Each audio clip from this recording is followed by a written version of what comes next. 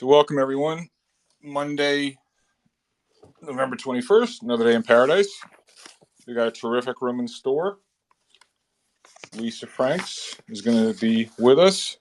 It's the first time she's actually been in a Twitter space, so I told her no sweat. She's going to love it and teach you guys a lot. She's known Lisa for a bunch of years from my Boston days with a lot of stock idea dinners together, and she was usually the smartest cookie in the room. So I'm really, really amped up that she's agreed to drop in today and share her wisdom with us. I'll put some stuff up in the nest, but she had given me some graphs, by the way, which are in my Twitter feed. I'll put them up in the nest so when we're talking later. And I see Bitfinex is with us today, and so maybe after Lisa speaks, he can weigh in on recent developments in things crypto. This is our custom, our newly adopted custom, just this date in history very quickly. For those of us who don't read enough history, yours truly certainly counts himself in that category. On this day in 1620, 40 male passengers prior to landing at Plymouth, Mass. Signed the Mayflower Compact. Who knew? 1694, French philosopher Voltaire was born. And in 1964, the Verrazano Narrows Bridge was built. God, time flies. I can remember that like it was yesterday. I was living in New Jersey. I can't believe that was 48 years ago. In any event, another interesting day in the markets today. Can't say I'm surprised. For those of you that were in the room yesterday, we had an ad hoc room where we just kind of let it rip. I just couldn't take it anymore with all the nonsense that's going on in markets with crypto and everything else. And I'm glad Bitfinex is here to weigh in on some of that.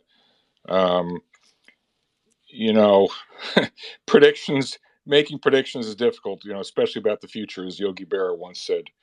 And I don't try to get the short term in markets. I'm no good at it. But we've been pretty good this year getting the intermediate and longer term outlook. That being said, though, part of the reason I did the space yesterday was I just thought things had come to a head. And, you can hold me to it, but I think the market looks pretty shaky here for the rest of the year. I would actually press shorts, increase hedges.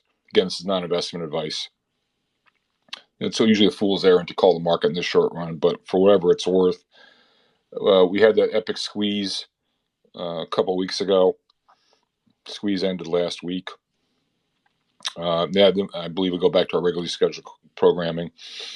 There are a lot of sharp cookies out there in the Twitter sphere who have followed the liquidity numbers better than I. But some have pointed out that the sort of glacial pace of the shrinking of the Fed's balance sheet has been more than offset by the rundown of the TGA account and also the reserve repo. And so net, the government out of all pockets has actually been adding liquidity the last few weeks.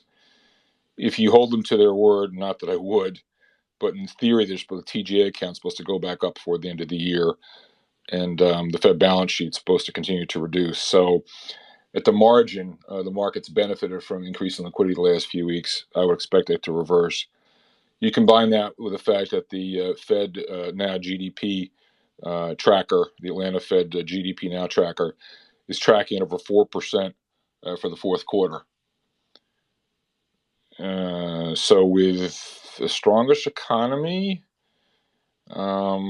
inflation, maybe it's peaked, but explain to me again why bond yields are going to go down. I think we already had the bond rally. And as I've said many times in this room over the course of the last year, stocks are slaves to the bond market. So if you got yields flat to up, contracting liquidity, the strongest economy, yeah, I know housing sucks, but a lot of the rest of the economy is doing pretty well. Wage gains still accelerating. Add to that, we have Fed minutes this coming Wednesday, and I expect in December you're going to see a reacceleration of redemption pressures for funds. The China lockdown situation is fluid. Who the heck knows? Do not rely on this sort of lazy stockbroker economics, CNBC nonsense. Oh, seasonality, the market goes up, blah, blah, blah. That doesn't predict anything. And again, adding that all together, even if I'm wrong, with earnings estimates, Nancy Lazar at 180, Michael Wilson at 195. If you just plug in a 190 or 200 if you want, EPS number for 2022 23 marks on 19, 20 times earnings. That would be the most expensive valuation level which the market ever bottomed. So I don't think we're close to a bottom. I think it's just got a lot further to go. At any rate, enough of that. So we're very pleased to have with us Lisa Franks, proprietor of LM Franks Capital. Probably one of the most sharpest, best money managers you've never heard of. It's her first time on Twitter. I'm really excited. I know Lisa; she's really sharp. And so let's get into it. So Lisa, please unmute yourself. Welcome to the space, Lisa. No, thanks very much, George. That's great. Can, So we can hear you fine. It's all good. It's all good. okay, So Lisa, maybe great. without telling your entire life story, Yeah. maybe just give a little context to where you're coming from. Is For those of you that know Lisa, she got her start. She went to all the right schools. She went to that school up in Boston and Cambridge. I forget the name of it, but but Lisa, maybe start with your professional career. How you got where you started, and how you got to where you are. That might be interesting for the folks in the room. Yeah, no, not a problem. Um, so yes, after business school, I went to London and started at JP Morgan in the currency derivative desk, which really was the heyday of derivatives, and it got me locked into and fascinated by the world of macro. Without understanding of the macro, you couldn't really advise clients what currency to choose to swap in, as well as the interest rate cycle to look at the duration of the swap that you were structuring. So I really fell in love with the macro. I did that for 5 years, but then came back to Boston and was lucky enough to work at State Street on the bank side. And really, State Street was the pioneer of investor behavior because of its vast quantity of custodial flows. Every day, they were able to capture what was being bought, what was being sold, and you could see regimes being formed that were tied to the macro environments. And we packaged up these custodial flows and sold them to hedge funds because they were diversifying to price. And again, I had 10 years there that furthered my love of macro and understanding of it to try to add alpha to our clients. Um, and really, investor behavior is about it's like what Warren Buffett says you've got to be fearful when others are greedy and greedy when others are fearful, so that um, at State Street, I really got locked into looking at price and statistical distributions and looking at tails. You want to buy in the bottom tail, you want to sell in the top tail, unless things are formulating such that you can create a new distribution. Maybe the macro environment's allowing that. Maybe there's a technological innovation that allows the price to continue to ascend. And so it's those 15 years that form my love of macro. And then I took a break to start a consumer products company because I was a little bit burnt out, but I got back into um, investing from the buy side. So I switched from the sell side to the buy side in 2014, where I was asked to start an RIA. And it was a fascinating experience. But I did that for about 4 years, but I left because I just was very dissatisfied with our industry and how the buy side is um, really driven to hug benchmarks, and certainly active managers at that time, and I think is true today. It was very, very difficult to beat passive benchmarks because they were charging fees, they were hugging benchmarks. I know, for example, that one of the leading investment banks on the asset side here in Boston can only go 10% beyond the benchmark allocation for any sector. And so I chose to leave in 2018 and started my own registered investment advisor, and have been doing that since. And Right. So, Lisa, I know as RIA, you're not at liberty to discuss performance. People, and by the way, everyone's asking what your Twitter handle is. I believe it's what at LM Franks Capital, if I'm not yeah, mistaken. Yeah, it's because I know you had this sort of dormant Twitter account. You just reactivated, but rumor has it, and Lisa, I'm not going to put you on the spot, but I have good reason to believe that the rumor I heard was over the last 5 or 6 years, your return has been more than double the S&P. So good on you. So everyone pay attention. Lisa knows what she's doing. So all right. So Lisa, so that's terrific background. So um, and one of the things I like about you and I always hit it off really well in conversations over dinner because as you say, you eschew indexation. You call them like you see them, and you always have a variant perception. So explain. So Lisa, it's funny. I can remember being at dinners with you, couple 2 3 years back, and you come up with these crazy tech ideas, which I would never buy because they're too expensive. But man, they went up. It was all full of momentum, and I know you pay attention to technicals as well. So explain. You were. I mean, look, there were some people who were did well when in Tina, and they're getting destroyed now. And there were some people who got destroyed in Tina and are doing well now. But there are very mhm. few people who did well in that regime and are doing now well in this regime.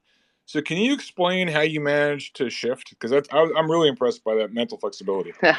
Thanks. Um, so since 2009, and I only really entered in equities in 2014, but locked and loaded in 2013 was the start of a new bull market if you measure piercing a previous high. So I was fortunate to um, really believe in a growth environment. So post World War II, it was the weakest growth period from a GDP standpoint. And that certainly favored growth in TINA. So there is no alternative to equities. Fine. And if you had the dividend yield of the S&P being greater than Fed funds rate, you can't say it's a free lunch, but it certainly pays to be in equities. And so I was wedded to technology. I even put my kids' bat mitzvah accounts in the triple Qs. To me, there was no other um, sector that I thought would outperform in a low inflationary, low interest rate environment. 2021, I have to say, I struggled a little bit that year because everything was changing.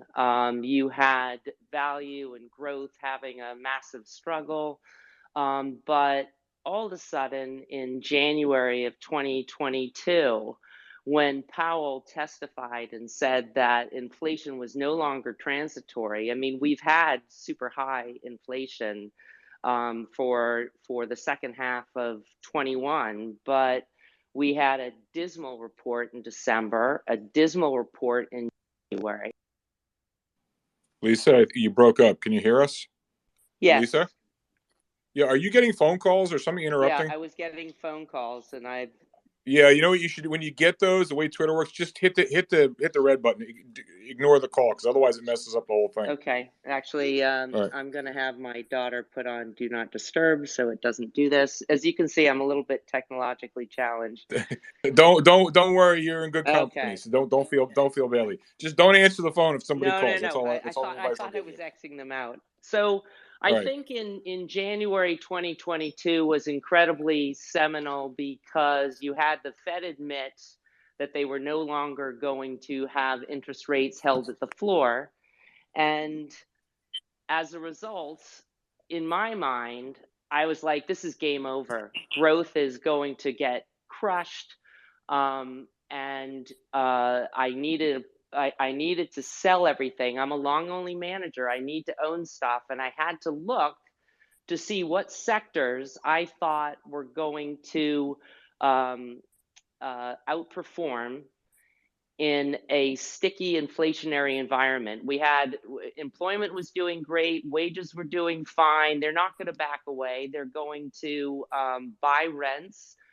They're going to, continue to purchase things as long as they could. But technology, consumer discretionary, um, in my mind, they were no longer going to lead. Were they going to go up another 10 times like they did from 2009? I did not think so. And so what I ended up doing is I sold all my tech. I sold every consumer discretionary stock I had. I sold small caps. And the reason is because we had a regime change. And so what I did is I looked at energy, and energy actually was starting to outperform technology in 2021. But really, when I looked in January 2022, the lofty valuations, we had five stocks that were 25% of the S&P 500. That just showed me that the inflated bubble associated with passive investing was vast.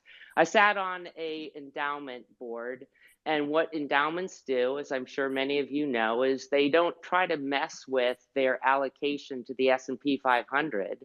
They end up actually just buying a Vanguard, and they look to, add in international managers, hedge funds, lots of alternatives, energy. But when it comes to the S&P 500, you're buying the Vanguard or a low load fund, and you're riding the wave. And so for five stocks to be 25% of the S&P 500, even in 2000, I think five stocks were 15% of the S&P 500. We were way beyond what I thought valuation should be. And so I looked at energy and I said, sticky inflation. Okay, energy should do well as an inflation hedge. So should materials, things that can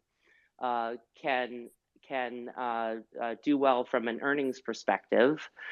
And I looked at the last 5 years. So we're talking January 2022. I looked 5 years, and to my dismay, oil prices had doubled, and energy equities that were paying 4% were flat. How is this possible? I was scratching my head, and I said, there's clearly a mispricing in the market. Now, we know that energy equities suffered tremendously in March of 2020 when oil went negative. But it was clear to me that technology and energy would have a rotation. Um, Flows would leave technology and they would come into energy. And so, So, yeah, Lisa, let me interrupt for yeah, 1 second. So, for everyone in the room, I'll explain how it works later. Up at the top is something called the nest. And Lisa, I put the graphs you sent me okay, for everyone who wants to follow along. They're up in the nests, just so you know, the energy sector relative, energy against tech, et cetera, et yeah. cetera. So, if you want to speak to those graphs, just know that the audience can see the graphs, Okay, Lisa. Go ahead. fantastic. So the energy sector relative, you can see in the last on the x-axis, you've got 2020 and beyond. So really, we're at in January we're at 4%, 3.5, 4% of the S&P was energy. And this to me, when technology was I think technology was 28 from a forward PE. It made no sense to me. And you had supply constraints on oil. So wonderful fundamentals around oil because you had underinvestment in energy infrastructure. We know that the majors here, have not invested like they did in 2010 to 2014 when they had 1,300 to 1,600 rigs. What was it? At the start of the year, could it be 400, 500? Is it 700 now? And forgive me for not having the exact number, but the point is, we were vastly and continue to be vastly underinvested in energy infrastructure. And so to me, I said, okay, we have oil prices that doubled, yet at the time when oil prices were this in 2010 to 2014, we had vast number of rigs that allowed, was it cowboy drilling, oversupply. So I didn't think that we were going to, and I still don't think that we're going to have an oversupply of oil. Um, So, so Lisa, so let me ask you, fast forwarding to where we are right yeah, now, good 2022. yeah, Uh, Recently, the price of oil's sold off yeah, significantly. Crude peaked back in yeah, June, had a bit of a rebound. It's fallen pretty sharply the last couple of mm-hmm, weeks. The stocks are holding in pretty okay, but they've started taking on some gas, no pun intended. yeah, So, okay, you're always adjusting your portfolio as fundamentals change, and you're probably thinking about the year ahead. yeah, So, on a mark-to-market basis, how's your thought process evolved? What are you thinking right now? yeah. What do you think? What do you think, particularly, for instance, the divergence between the price of oil and the fact that oil stocks, energy stocks, are held in pretty well? Like, how does that speak to you? So I love it because October 5th, when the Saudis and OPEC basically gave the middle finger to Biden, um, it to me said that we are going to have PEs increase in the energy space. You tell me.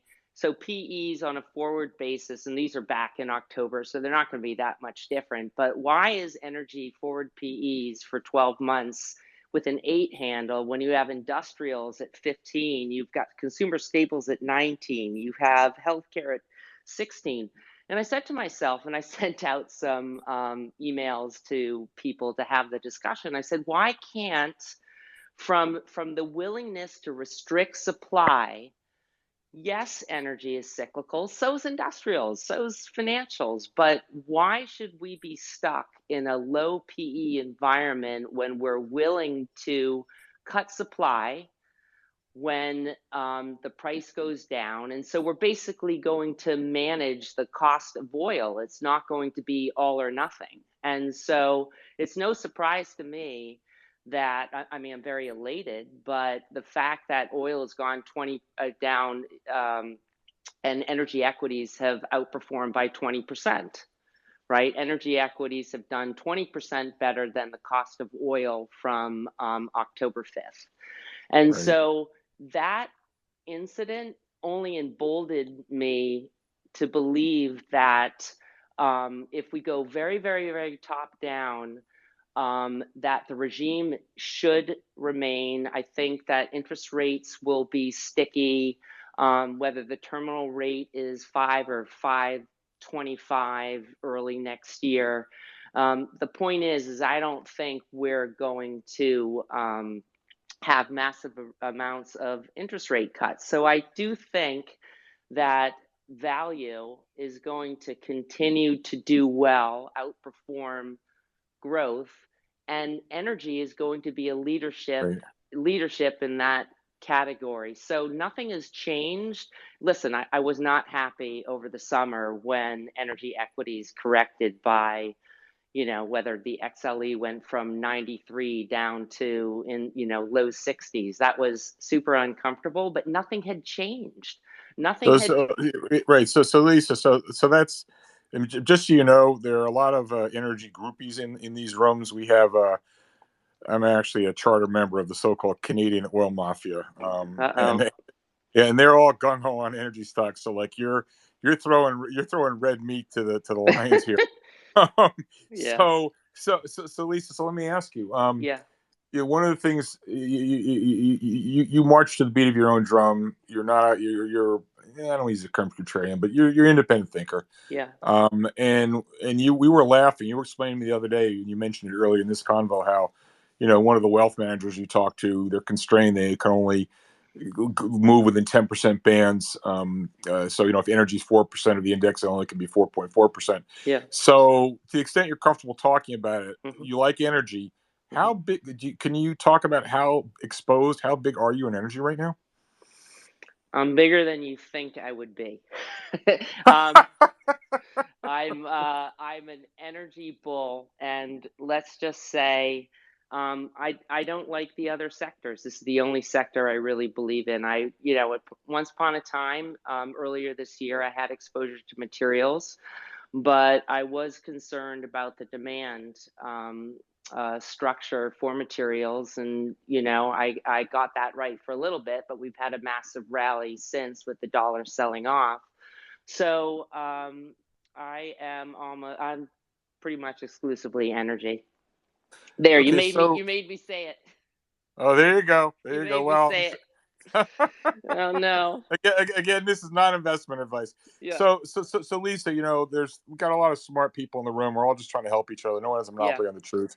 So for the average person at home who's trying to figure out what to do, I mean, look, let's be real here. Even for Yeah. professionals, this is hard. This is not an easy market. Yeah. What and you think about the average person, you probably have some of these folks as clients for your RIA, and they're stuck in either they're putting 60/40 funds or index funds or Yeah. crazy high P loss making growth funds that shall remain nameless, whatever. Okay, Yeah. so like from a portfolio standpoint, I mean, Yeah. we're not interested in picks here. Let's be very clear. Yeah. But from sort of a portfolio structure standpoint, can you just weigh in about your sort of views on active versus passive? Like, what should the average person do? Should they be in index funds? Should they be making big bets? Should they be in short duration assets as opposed to long duration? Should they avoid bonds? Like, what sort of general advice, given your global view, would you give to the average person in the room? Yeah. So so that's a great question. I mean, listen, if you slice your S&P 500, you can pick sectors that are tied to the macro environment and outperform the S&P 500. Um, I have a friend who wants to be more diversified, but I said, if you wanted to, I wouldn't own any bonds because I don't see where the upside in owning bonds is. We're going to have sticky inflation. I don't think. You and I talked that I have no idea how people think we're going to get back to a 2% regime when we're going to war with China and we have inflationary pressures on the commodity side. Um, and if we are at peak dollar, is that going to further underwrite a rise in commodity prices? I think so. And so I think if I were a retail investor, what I would be doing is looking at the sectors that I think have a reasonable valuation and where the macro can uh, I think put a floor on any downward pressure, and in the next several years enable them to outperform. So, for example, if we think, utilities are boring, but they pay a yield. And if you think that we're range bound in yields from a 10-year, utilities will probably just to be a very fine place. And I would rather own utilities than bonds. So I could look for utilities as a bond surrogate. You could look for energy as a bond surrogate only to the extent that it pays a very good dividend and you're getting it with a super low valuation. So when it comes to risk aversion, to the extent that bonds are a diversification mechanism, and by the way, you know, everybody was so freaked out about the wealth destruction of 2022. It really only was because bonds fell out of bed. I mean, it was the worst in since what 19 worse in 50 years, is that bonds got absolutely slaughtered. But if you look at just the equity market, you had bond surrogates in there. And so I would look at tech and consumer discretionary and consumer services. I wouldn't touch them, and the reason is because whatever got you into this downdraft of a bear market is not going to lead you out of the bear market. So if tech went up almost 10% from the spring of 2009 and consumer discretionary was slightly less, you're not going to do well to still own those stocks. You have to be in leadership. And so if we take those sectors off the table, then you're left with industrials, financials, healthcare, energy, materials. And so I would look to those, which, funny enough, are a lot of the constituents of value. I mean, value is only down 8% year to date on the Russell 1000, compared to like 26% on growth. So value is hanging in there. And I think part of that is because we have a regime change and people are getting out of growth, and flows, I'm sure, are going into those. So I think industrials, where I didn't want to touch industrials in January, but now I believe that we're topping out on the dollar only because you have ECB and other central banks actually having the guts to raise rates and counter with what the Fed's doing.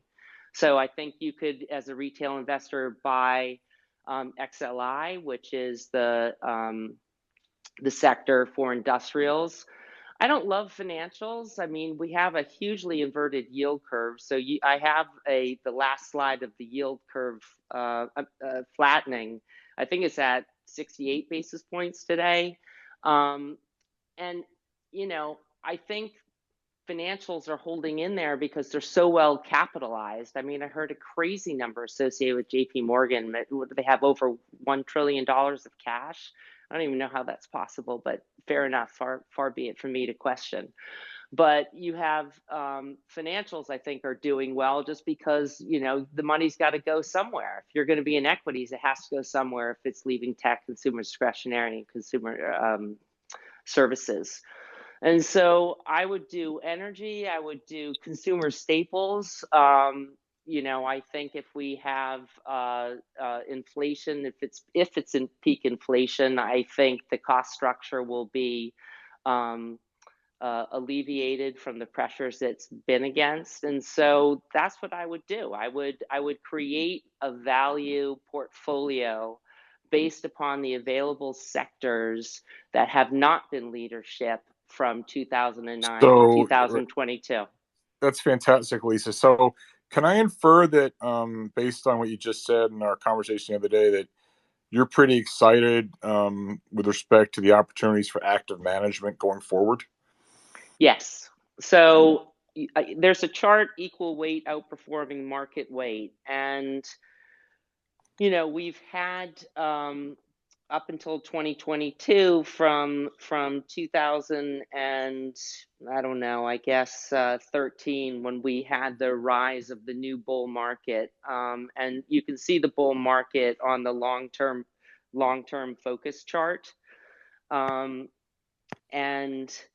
I think right there from 2013, the equal weight was dramatically, I'm sorry, the market weight was dramatically outperforming the equal weight. Well, that's changed. And the reason why that's changed is that we've had piercing the bubble. So if you have the IT, it's gone from a forward PE of 28 to 20. Consumer discretionary, I guess because of Amazon, went from 37 to 23.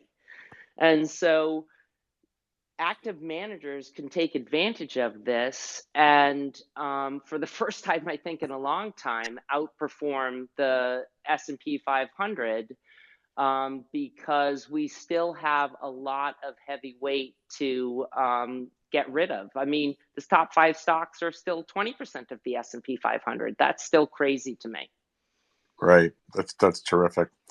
So yeah, it's funny because for a good number of years, active managers on the average underperform the market. We know that because the sum of all portfolios is equal to the market returns less commissions. Has to be. It's an identity. But sometimes you go through periods where it's particularly acute, and that was the case for a number of years. The liquidity-driven market just ran over everybody. It reminds me of my first experience with that was in Japan in the '80s, and sometimes I'm fond of saying sometimes the market makes you look dumber than you really are. Sometimes it makes you look smarter than you really are. But I couldn't agree with you more, Lisa. And I think it's a particularly exciting time. And Lisa, what do you make of the idea too that sometimes it's not so much what you own? I happen to agree with you on energy, but Mm-hmm. there's, you probably recall Charlie Ellis, The Loser's Game. Just figure out what not to own. Right. And it's sort of like, I think when you were talking the other day, I was reminded of Michael Chang, the great tennis player who, Yeah. he would never commit an unforced error. He'd make you beat yourself. So I know it's kind of a bizarre way of approaching markets, but in the Hmm. institutional world, where you're going against a benchmark, if you just want to outperform, Yeah. sometimes it's obvious. Sometimes it's easier to figure out what you don't want to own, and Yeah. just avoid that. And so, when I'm excited by it, it's not just I concur with your view on energy, but there's a lot of stuff out there, seems to me, which is just tremendously unattractive. And a lot of those things happen to have pretty good market cap. So if we Right. just avoid that and index everything else, we should do all right, no? Well, I think you are the king of finding the unattractive stocks and abusing them like no other. Um, so I like your short of the ARC trade because she's stuck in a vortex of a mission where she's trying to find stocks that disrupt and are innovation oriented. But by definition, that means you're not earning money, that you are a loss producer. You don't have cash flow. You can't give anything back to shareholders through dividends. And so I wouldn't touch a stock right now, even though I think they've gotten crushed. And could they, start to rally a little bit? I wouldn't touch a stock that's not making money now. And that's why value is doing well, is because the sectors that I mentioned all have a dividend. And they have a pretty reasonable dividend. And I didn't talk about healthcare before. I apologize, but healthcare would be another defensive sector that happens to do very well in a dollar strengthening environment. And Lisa, yeah, let me ask you a different question. So, yeah, one of my favorite questions, and I don't think I threw this one at you. So, we all have opinions. This is going to do better than that. The market's going to go up. The market's going to go down. yeah, But what I also find really interesting, it's not just, and I always ask myself, I ask others, it's not just what is your opinion, hmm, but what is the strength of your conviction? Because, not all opportunity sets are created equal. Sometimes the ball looks, I mean, you're a former, she won't tell you this, but she told me this, everyone in the room. She's a former All-American lacrosse player, just so you know. Okay. Everyone got that? Okay. So there. Then, then second team. I don't want to all right. overstate. Okay. Fine. That's school in Boston. Okay. So sometimes the goal looks probably as wide as, the ocean. It's like, it's Yeah, like, oh my God. yeah, And other times it's like you're kind of pea shooter. You can't, it's like impossible. So I guess the question I put to you is like, yeah. your views are clear, but is in sort of the continuum of things, is this are you pretty highly convicted on these views relative to, other beliefs you've had in the past? Yes. In fact, you don't have to have conviction from an individual sector basis when you have interest rates at zero. Your conviction is, Tina, and it becomes that you have a willingness to embrace the equity market, because it's very difficult to falter when your opportunity cost is that you earn nothing in a CD. And so I certainly believed in the equity market before, but I believed in the thesis that there was no alternative. Now I'm forced to say, okay, do I like the equity market? Now, you and I might differ a little bit on this, whereas I think that we can have a bit of bullish tendencies in the next several years. Um, but now I have an individual sector belief, energy, and that's like technology in the past was my conviction, but that was kind of buried in my excitement for the equity markets based upon where interest rates were. Now I look at the sectors, and you have to really say, why would you want value over growth? What is the benefit to those individual sectors that map to the macro? And so I would say this is the first time, um, I've had excitement around value, for obvious reasons, and specifically on commodities. That's terrific. And Lisa, let's turn it on. Let's try and turn this argument on its head. Let Okay. let's say you come back in this space 6 months from now, Yeah. and on the way to the bank, it didn't quite work out the way you thought it was going to work out. Because, like, in any investment we make, there's always risks, Mm-hmm. and sometimes you'd say, well, those are less, there's less likely risks or whatever. But what are you concerned about with the energy trade? I mean, Yeah. global recession. Like if it turns out it doesn't work out the way you expect, well, what do you think the Mm-hmm. most likely reason will be? Uh, Would it be recession, for instance? well, let's talk about absolute versus relative, because on a relative basis, if you're patient and you have a medium term mindset like a long only manager, uh, I mean, for instance, are you concerned that the energy stocks do? yep. Are you concerned that while the energy stocks may do well, they may get dragged down by a big market decline? So they might do well in relative terms, but in absolute terms, they may not do well. Yeah. Like, would So that be a so plausible concern? I'm convinced that energy is going to outperform simply because of the supply restrictions from underinvestment. I don't think are going to reverse.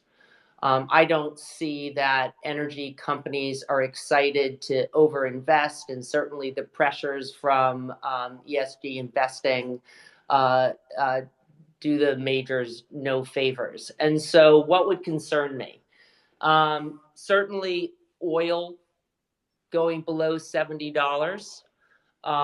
That would have to be, in my mind, based upon demand destruction. But if we have demand destruction, um, we're going to have interest rates rapidly, I think, going down. Significant demand destruction. And then that, in my mind, because the Fed would be leading that, that would have the dollar destabilize, lose value, and I think add some floor to the oil trade. But I would have to reconsider if I felt that oil was going to rapidly decline. But as I said before, uh, oil prices over the last 5 years have really rallied where energy equities hasn't done a lot. I mean, if I told you that energy equities from January of 2009 to when I put on this trade only went up like 25% relative to technology that was 10x. I mean, there is room for uh, continued outperformance only because if we have this regime change, people are getting out of tech. I mean, when you look at the subsectors of technology and the subsectors of energy, they're compressed. In other words, they all look like each other. Nobody's making any discernible views on the subsectors. And so, in my mind, when I looked at investor sentiment, that means there's a wholesale exodus out of technology and there's a wholesale entrance into energy. For a long time, energy has just been left behind and people are waking up. And part of that is, it's probably scary as an investor, an institutional investor, to buy energy when the administration is so against it.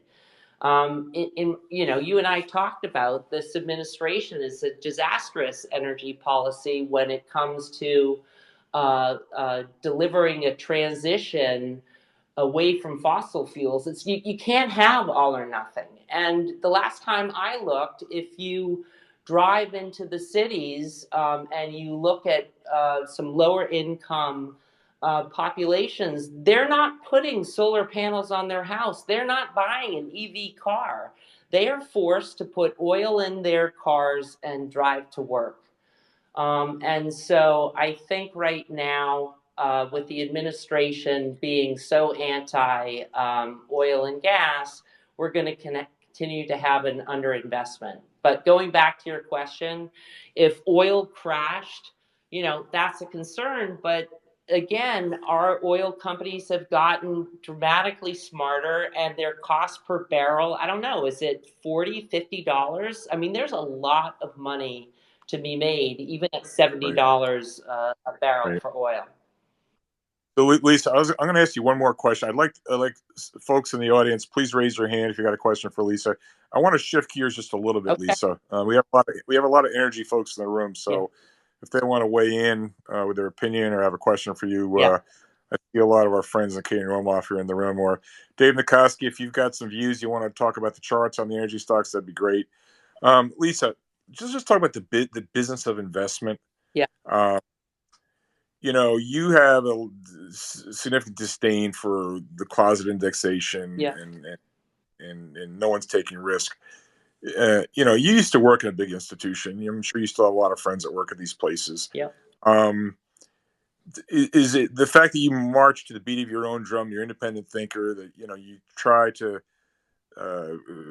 strive for excellence? Is that kind of what keeps you away from working at a big place? You just can't. I mean, just talk about your view of markets and the way and how you would have to compromise your own Yeah. values and perspectives if you worked at a big institution. I think that'd be very helpful, especially for the folks in the room who've not worked in the investment business. Maybe just talk a little bit about what it's actually like working in the industry. Well, I think I'll never go back uh, to the industry, and within my experience, what the future holds, that would allow me to maintain my intellectual independence. That would be paramount.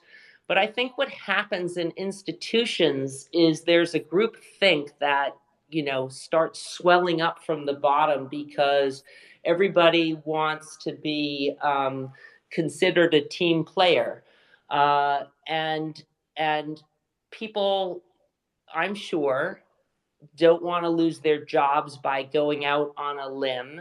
And what happens is that you stick to benchmarks. And I think that it's easier for a sell side or a buy side institution to tell a client, oh yeah, we're down, but the market's down. I'm sorry, we're 70 basis points better, or we're 70 basis points worse than the market.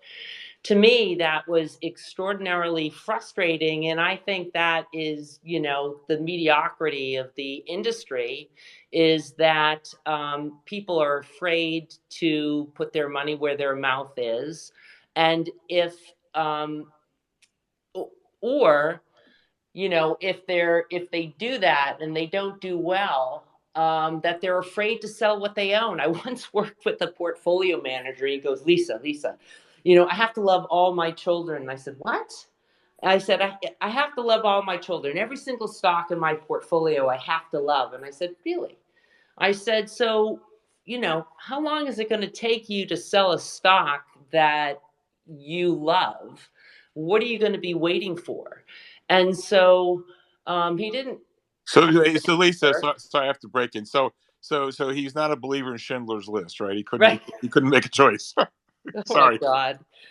Yeah, so I think the thing that wreaks havoc in this industry is that people don't sell when they should sell. And you said Kathy Woods is like the queen of this, and she keeps buying, Coinbase or Roku or whatever she keeps buying of her top holdings.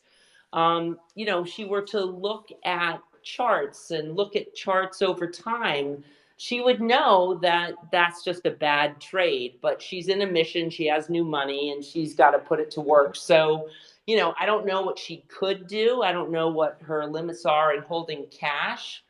But I think that I think that the industry has got fat and happy, and it's discouraging to me because I think there's a lot of mediocrity, and 100%.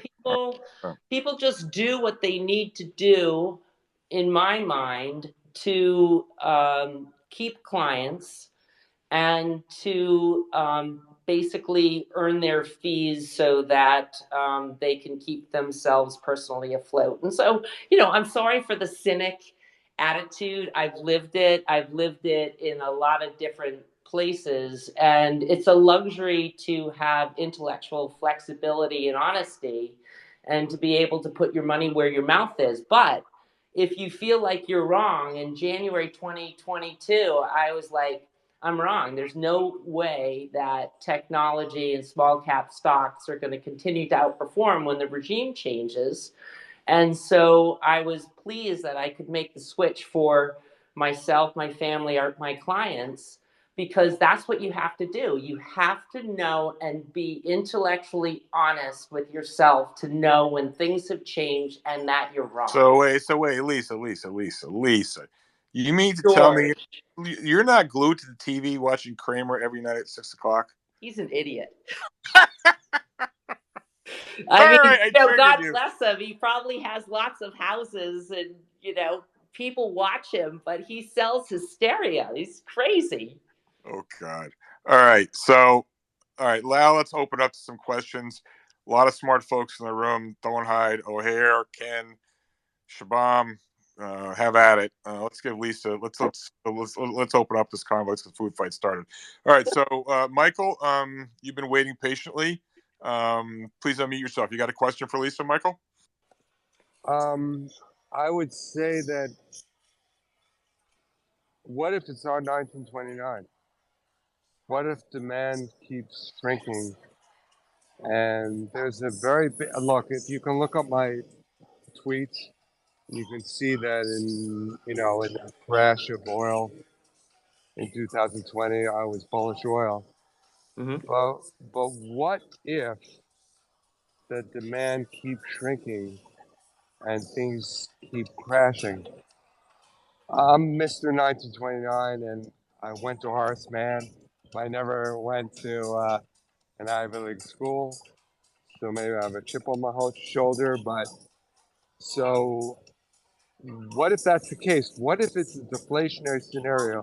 I haven't heard anything, Mm-hmm. any of these rooms, in Mm-hmm. any of these spaces, as to what if it's deflationary. That's my question. So, Michael, what would cause deflation? Right now, the money in the system is pretty vast. We're in the middle. I don't see deflation for the next. If I have a window and I have an investment window, I just don't see how 1929, where we had no liquidity and the banks have shored up liquidity because of 2008, I don't see where we have a crisis of that magnitude. In fact, when people are worried about the equity markets now in an inflationary regime, and they're as nervous today as they were in 2008 when we were on the brink of a financial system collapse, it makes no sense to me to equate those two things. So I don't see deflation from a demand perspective when we have an uh, uh, employment in the U.S.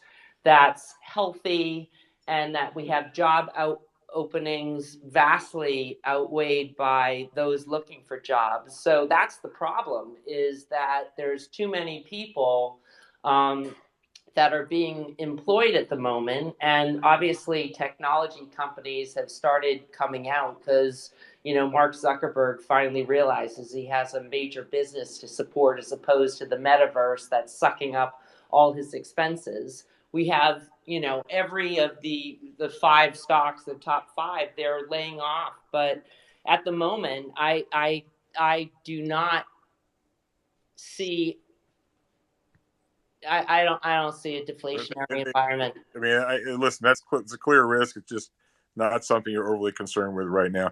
Thanks Yeah. for the question, Michael. Let's move along here. I want to go in rapid fashion. The room's filling in very nicely. So let's start with Dave Nikoski. Dave, always you've been very you've been very right on energy stocks. Bullish earlier in the year, you turned cautious. Now you got your foot in the accelerator again. Last time we spoke, so I don't know. What is your sort of updated views on energy? And do you have a question for Lisa? I certainly, I have both.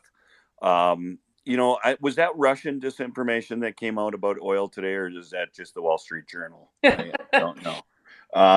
But yeah, we maintain our bullish stance on oil. And, even on the pullback, which amazes me, and if you look back at that 98 to 2002 time period, I keep bringing up, the dirty tanker index is, back at highs last seen in '04. So it's taken out that whole period from '04 to '09.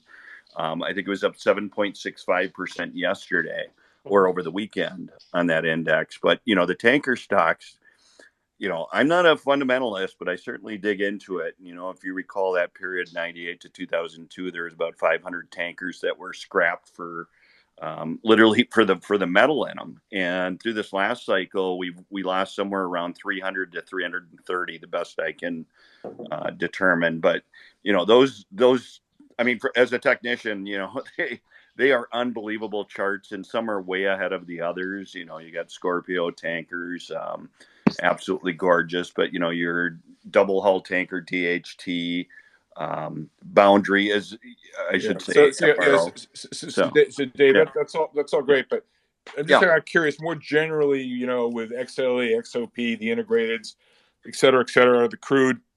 yep. What do those charts look like to you? Just healthy pullback so far? Well, just healthy pullbacks. I mean, if you look at a 20-year chart of them, it's incremental in terms of, the contrast of what pullbacks look like when you're in a secular bull market. And, to me, it has not changed whatsoever. Like I said, we were cautious, and, we're full steam ahead. And today, certainly made you glance at the screen and, take a second look. But from what I see is, they're secular in nature. Don't pay attention to the daily wiggles. Look at the weekly and monthly charts, and it'll keep you on the right course. That's great. Appreciate that. So, and it's a breath of fresh air listening to Lisa speak, because it's everything she's gone over is exactly our view. The weighting of tech and versus energy, and the historical dynamics of, a sector getting to 30% of the market, or the large caps. What's funny is, if you pull up the Tesla chart, S&P's at a 2-year high versus Tesla now. So Tesla is not having the impact that everyone thought it would in terms of the index now. But industrials, absolutely fantastic. I'm Great. watching the dry bulk. The BDRY index is got a triple bottom, but I heard Lisa talk a little bit about materials too, and there you have a number of material stocks that are hitting new highs today. So That's something great. to keep in mind. Thanks for that, Dave. Yeah. Okay, all right, so let's go. My good friend Ken. Ken, please unmute yourself. You have a question for Lisa or any comments? Yeah, first of all, I'm really glad you're doing this space today. Lisa, you kind of triggered me, because you're not supposed to vary your opinion. You're supposed to always have the same opinion and let the facts come to you. Okay. So it's beautiful that you are willing to adjust your approach for the facts on the ground. And so what I'm wondering is, I mean, this year has been the year of the strong dollar and the Fed demolition of the stock market. Do you have an opinion on um, about how long away are we that the Fed can maybe take a little bit of the pressure off? Because it would seem like the dollar going down would be the call for next year. Right. And Lisa, unlike most stock pickers who wave off any macro questions, you staked out your territory, so you get no free hall pass on this one. We're waiting. We're waiting for your answer, Lisa. Okay, I think I have an answer. So I think the US dollar is not all about the Fed. It's about the coordination across global central banks. And we know Japan isn't going to do a thing because they don't believe there's inflation. And what they're doing by holding down interest rates so low is they're taking it on the chin with their currency. So given that the dollar is in part the yen, it's going to remain strong. But it's really about the ECB and how much fortitude they have in combating inflation, given the demand destruction there. So I think that the dollar hit the 200-day moving average and it's bounced off of that. Do I think that the euro can go back to 80 cents, the all-time low, if that's about what it was? That's in the hands of the ECB. And I believe that the dollar is going to be range bound. The terminal rate in people have, from a futures standpoint, look at about 5.25%, 5%. Is that another 100 basis points ish? Is it 2 rate hikes? Okay, get it over with. But the fact is that I think the dollar, because the ECB, which I believe is 50% of the weighting in the dollar index, they're looking to raise significantly in December, and my guess is that they're going to take note from what the Fed did. So long story short, I think that the dollar is possibly range bound here. I think that is good for commodities, obviously not to have it go to where there's upper resistance, which I think is, I don't know, is around 122. But the point is that it's the Fed is going to raise rates 2 more times. And if they don't sit and wait, I'd be surprised because of the CPI and the PPI, which allowed the S&P to have a very, very healthy 5% daily return. I think that's I think the Fed would be astute to wait. And if they do wait, that's going to take pressure off the dollar. It's going to have the euro rally, and that's going to be good for the stock market. Do you have an opinion on the S&P earnings?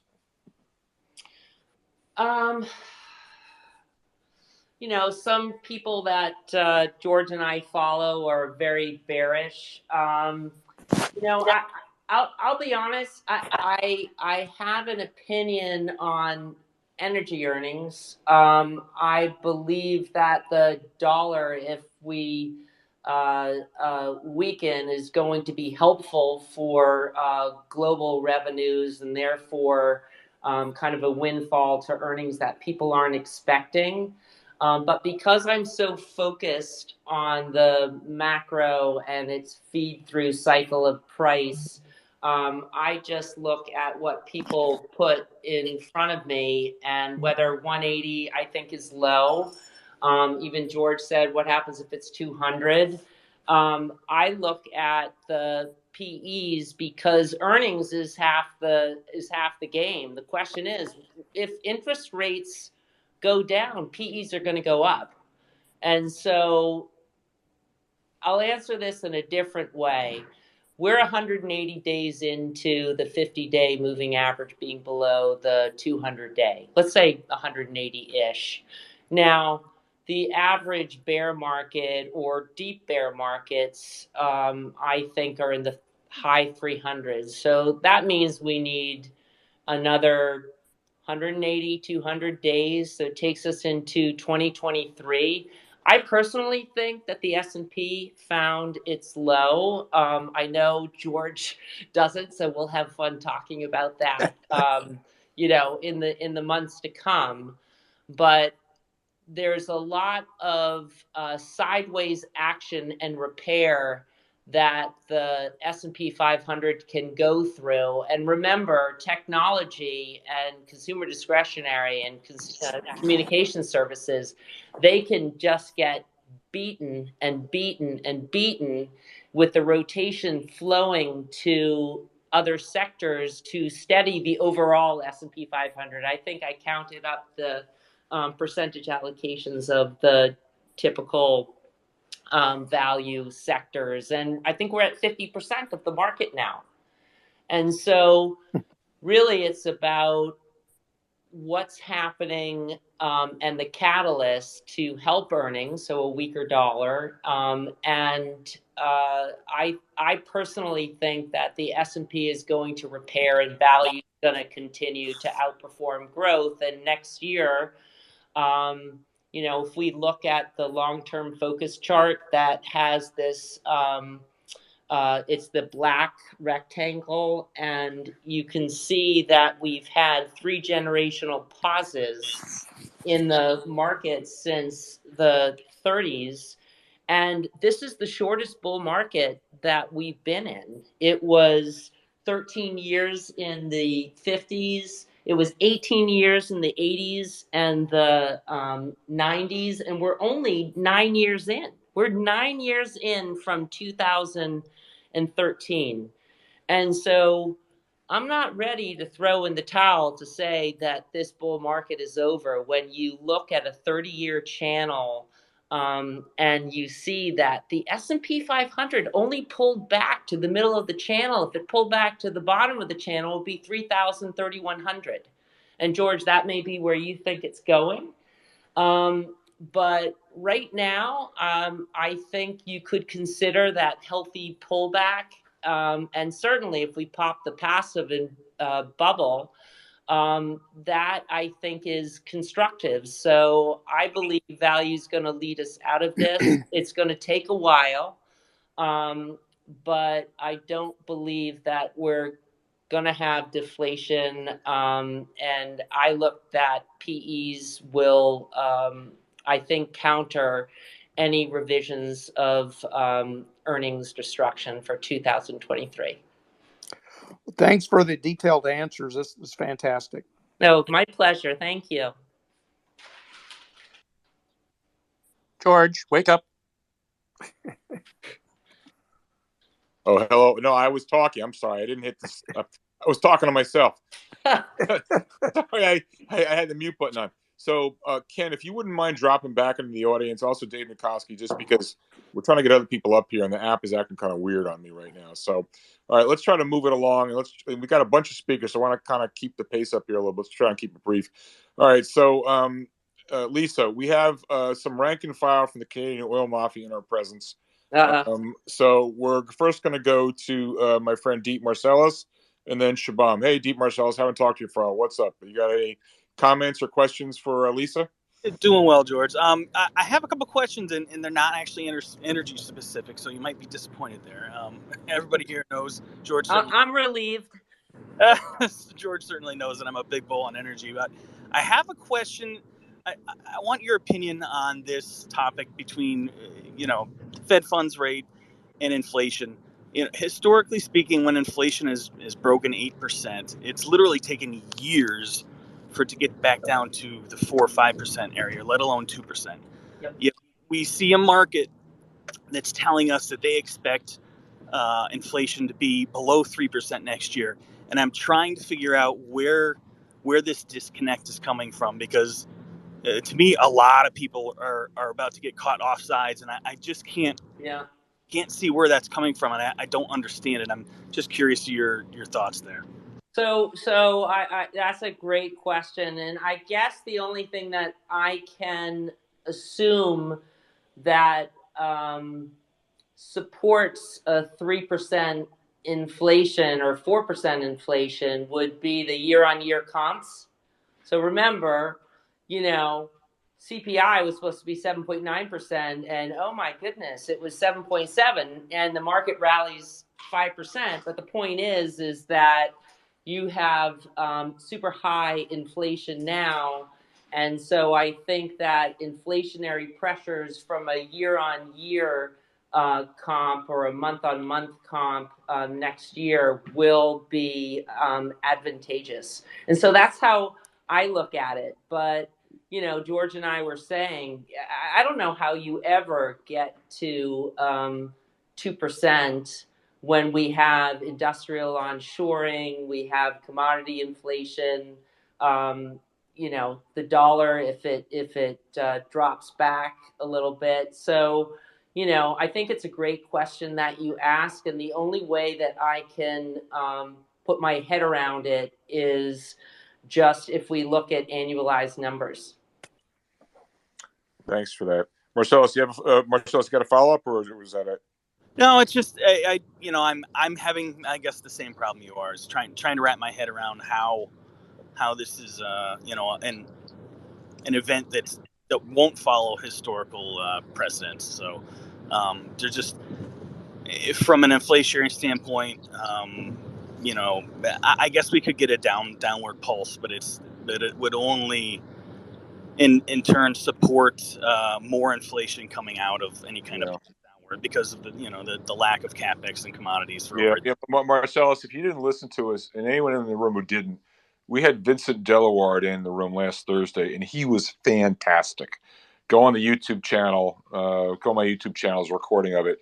He gave a really good historical context as to how we got to where we got to, and his view is that we're good for 4 or 5% inflation, if not more, into the foreseeable future. And I actually views that as a good thing, not a bad thing, because it will help address some of the imbalances in the economy. But he says it far more articulately than I ever could. So I urge everyone to listen to the replay of that space we did last Thursday.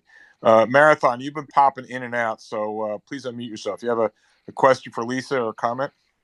Yeah, thanks, George. Great space as usual. And Lisa, really, really enjoyed it today. We've got one place where we very much agree, and that's the energy space. Another where maybe we see things a little bit differently. So on the energy side, do you have any thoughts about investing in non-North American energy stocks? And just because the strong dollar and flows to U.S. and North American assets, most of the U.S. and Canadian resource stocks or energy stocks are, within 10 or 15% of their highs. A lot of the global energy stocks are closer to their 52-week lows. Do you have any thoughts there? And if I could then ask a follow-up on your thoughts on utilities. Yeah. So that's a great question. When we look at the energy sector, relative, that's the S&P. But if you look at energy from a global perspective, the chart still looks very compelling. So maybe that is a testimony to the market caps of North America relative to the globe. And so I don't buy energy stocks outside of the U.S. simply because I didn't want to deal with, the currency impact. And certainly I was happy with the dollar when it was strengthening to own domestic energy stocks. But I will say that there is such a strong correlation. I'm a data junkie, and I love just looking at FactSet with all the asset classes, and I'm constantly trying to triangulate. And when dollar Canada, and not Aussie dollar, not New Zealand dollar, but when dollar Canada weakens, meaning the Canadian dollar strengthens, energy stocks do well. And so that is a currency pair that I look at, and to me that probably has a high correlation to Canadian oil stocks. But I look at BP. BP is 5% below its high. That's done extraordinarily well despite the profits tax. And so I prefer North American energy stocks. That's fair. Okay, Marathon, fair enough. Marathon, you had a follow up, Marathon, about utilities? Yeah, you had mentioned, Lisa, that you were generally constructive on utilities, and Yeah. so I'm kind of a card carrying member of the Free Cash Flow Pig Club, and it's one of the reasons I like energy so much. Yeah. And utilities really don't fit that. In fact, they're kind of cash consumers. They sort of have to raise more debt to pay their dividends. Yeah. Multiples have expanded a bunch, and typically they act like kind of bonds in drag, except now they're actually acting way better than bonds. So just curious if you could kind of flesh out your more constructive view there. Yeah. So utilities are down just a little, like 3.8% year to date. And so obviously that's a massive outperformer. But, utilities are defensive. They're not sexy. You don't want to own utilities, obviously, for the growth aspect. You own them for the income. And, income utilities did really well, but right now utilities and cash rates are pretty much hand in hand. So you'd say, well, why do I want to own utilities relative to just putting my money in a bank in cash? And that's a fair question. Except I would say utilities is going to, or it looks to be, accumulating flows that are moving away from those three sectors that I talked about that I don't like at all. And so I think it is a recipient of rotation, and it will continue to be a recipient of rotation simply because of the yield characteristics that it has. Um, I think it's a great bond surrogate for the next several years as we think about it. Again, I don't see that bond yields are going to collapse simply because I think inflation is going to be sticky and the Fed is going to be on guard. So utilities, I think, is defensive, and it's going to outperform growth sectors simply because of the rotational gravity of money moving into it. Thanks for that. Fair points. Thanks. Thanks for that. All right, we're gonna go through a few quick. Please keep the questions brief because we're gonna bring Bitfinex in here in a couple minutes, and I'd like to give him a lot of time. It's rare that he speaks, so let's try to keep it tight so we can get to Bitfinex. Let's go to hey O'Hare, what's up, man? You got a question for Lisa? O'Hare, I don't know if you're there, but well, I'm here. I'm just doing last minute shopping with my wife here for Thanksgiving, and I just found out everybody's out of turkeys. So I should have bought a truckload of frozen turkeys. It's unbelievable. Anyway, George, I'm in a lot of your spaces, and I can tell you this is probably your best guest so far. I mean, everybody's been good, but I like what I'm hearing from Lisa, having been doing this for many years. So, Lisa, I just had a couple questions. One, and by the way, I agree with most of everything you guys are talking about in terms of like, the passive versus active. In fact, I have a tweet that I've posted to the top of my Twitter handle about that. Hold on a sec here. Let me just do this. All right. Can you hear me? O'Hare, go for it. We got you. Go for it. Yeah. So I just had a quick question for Lisa about Blacked out. you have. O'Hare. Oh, sorry. O'Hare. Yeah. There we go. I'm yeah, here. O'Hare. All right. Go ahead. We couldn't hear you, O'Hare. Go ahead. Yeah, I was I was just getting in the car. So my question is, with regard to your portfolio, Lisa, are you completely in energy, or are you covering any other sectors? And what are your thoughts on concentration in terms of energy versus staples versus healthcare, that type of thing? So like concentration and overall risk management when it comes to your active portfolio management. Yeah. So first of all, thanks for the compliment when you started out. Listen, I am not. Do I look like a hedge fund? Maybe. But from a risk management standpoint, I'm not diversified. And the reason why I'm not diversified is because I'm not going to buy a sector that I think is going to go down and lose my own money. And therefore, I'm not going to do that to another client.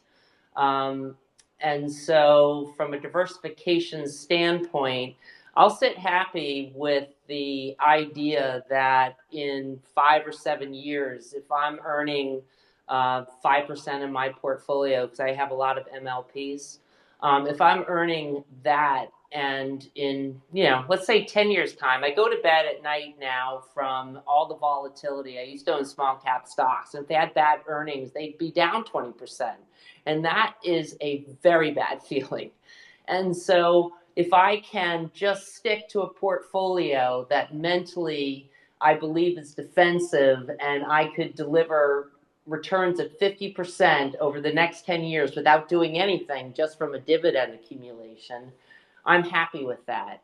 If I feel that inflation is moderated and the dollar is going to continue to deteriorate, yeah, I'll buy some industrials. And I like Caterpillar and John Deere, but you might as well buy a wheat stock, wheat commodity, because that's what they're correlated with.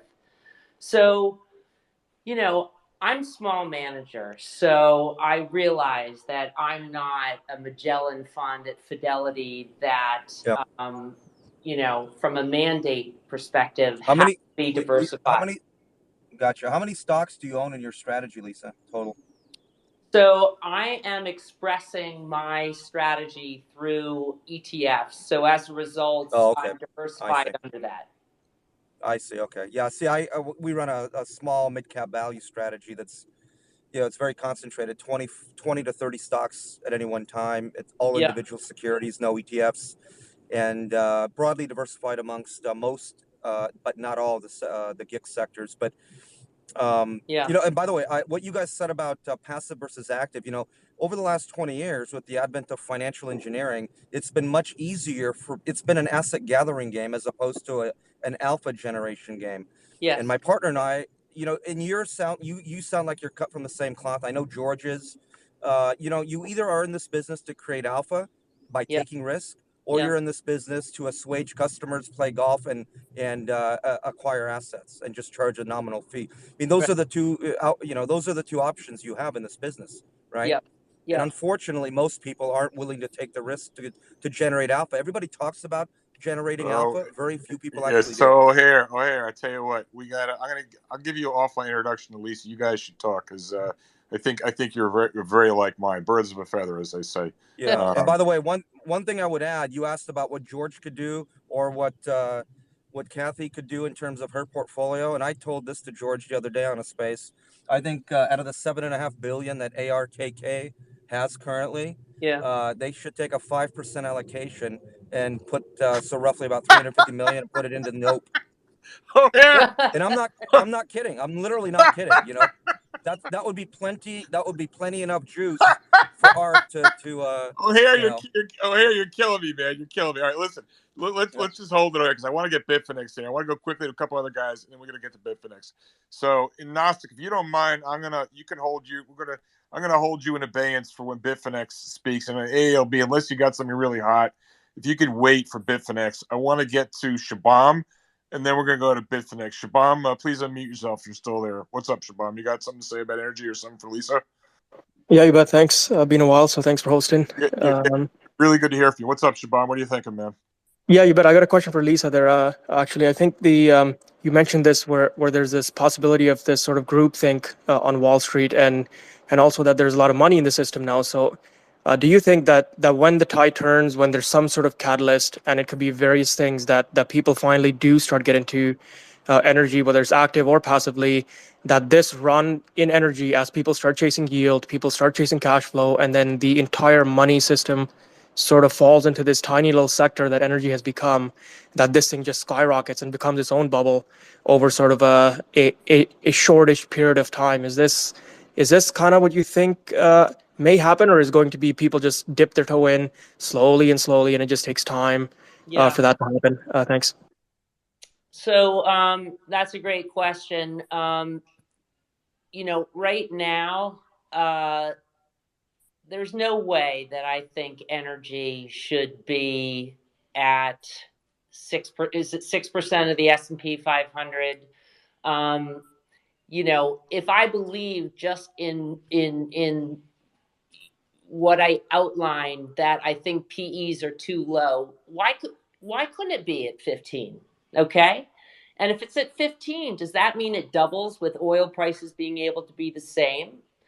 I think so. And so I think it's a slow and steady climb where institutional investors get to buy oil. First of all, you have to have institutional investors being able to embrace energy companies. A lot of them have mandates where they can't invest, and their investors are getting abused because they're not able to get the one sector that's delivering positive returns. I mean, the earnings for 2023, the revamp is something like down 10%, But if you throw in energy, it's down 7%. The point is that energy has the positive earnings. So I scratch my head. I don't understand why they're not buying soon enough. But this takes time, just like technology took time to build up into the market valuations that we have today. So, I think if we were to have a PE of 30, it would be because everything else has just collapsed. Lisa, Right? Lisa, Mm-hmm. Lisa, I have to warn you. Yeah. You're going to receive solicitations from the Canadian oil mafia. I think they're going to nominate you to become a sort of card-carrying member. So, Maybe so. Maybe the so. thing is, you say it so nicely and so sweetly, you can get away with it. All right, so Lisa, so hang there. So we've been going this for an hour and a half. You've been fantastic. This has been awesome. If you don't mind, with your permission, I'm going to give Yes. you a rest. You can feel free to drop out. But we have probably the foremost expert on the crypto scam that I know, Bitfinex, Yeah. and he is literally, almost literally, in the Federal Witness Protection Program. He is probably knows more about what's happened and what's really going on than anybody. And he has, in an unusual move, agreed to appear in public. And so, Bitfinex, if you are there, welcome. Can I just say thank you to Yeah. everybody for your time and patience in allowing me to talk? Hey, that's awesome. And George, before you Yep. go to Bitfinex, Lisa, thank you very much. You brought balance and everything else. Please do come back. I think everybody in the room appreciates what you had to say. Thank you. I Yeah. will if I'm invited. I appreciate Oh, it. you're always invited, and you're Thank invited you. to even come and just listen and Okay. whatever. But Happy fantastic. Thanksgiving, All right. everybody. Thanks, Lisa. Feel free to drop off or stay. Your call. Okay.